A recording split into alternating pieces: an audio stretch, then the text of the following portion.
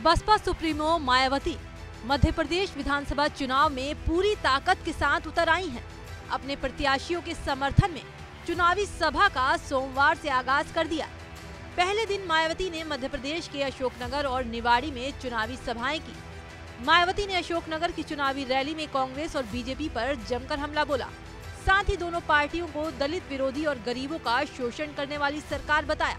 मायावती ने अशोकनगर की रैली में जातीय जनगणना के मुद्दे पर कांग्रेस को भी खूब खरी खोटी सुनाई। के दौरान खास तौर से कांग्रेस पार्टी के बड़े नेता ये कहते हैं कि अति पिछड़े वर्ग को पूरा लाभ दिलाने के लिए जातीय जनगणना होनी चाहिए। जातीय जनगणना, लेकिन शायद इन्हें ये मालूम होना चाहिए और अपने लोगों को भी ये मालूम होना चाहिए कि जब अंग्रेजों के जाने के बाद केंद्र में लंबे अरसे तक कांग्रेस पार्टी पावर में रही, तो कांग्रेस पार्टी की हुकूमत के दौरान सबसे पहले पिछड़े वर्ग के लोगों को आरक्षण देने के लिए तो जो सर्वे हुआ था, काका कालेलकर की रिपोर्ट आई, उसे कांग्रेस पार्टी की सरकार ने उस समय लागू नहीं किया। उसके बाद मंडल कमीशन की रिपोर्ट आई, उसे कांग्रेस पार्टी की सरकार ने लागू नहीं किया। तो जो कांग्रेस पार्टी अति पिछड़े वर्गों की मंडल कमीशन की रिपोर्ट को जिसने लागू नहीं किया, काका कालेलकर की रिपोर्ट को लागू नहीं किया, आज वो चुनाव के दौरान पिछड़े वर्गों की वोट लेने के लिए जो बड़ी बड़ी बातें कर रहे हैं जातीय जनगणना की, मेरे ख्याल आप लोगों को इनकी हवाई बातों के बहकावे में नहीं आना चाहिए, खास तौर से पिछड़े वर्ग के लोगों को। टीकमगढ़ जिले से अलग होकर बने नए जिले निवाड़ी में पहुंची बसपा की राष्ट्रीय अध्यक्ष मायावती ने चुनावी जनसभा को संबोधित करते हुए कहा कि कांग्रेस और बीजेपी दोनों ने ही हमेशा से ईवीएम का दुरुपयोग किया है।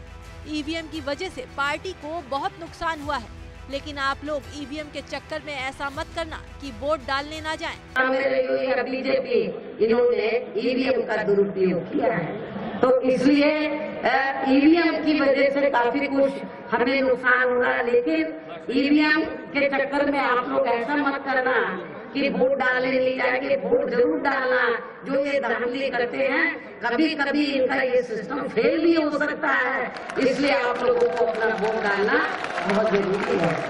यहाँ की सत्ताधारी पार्टी व अन्य सभी विरोधी पार्टियों के साम दाम दंड भेद आदि हथकंडों से भी जरूर सावधान रहना है।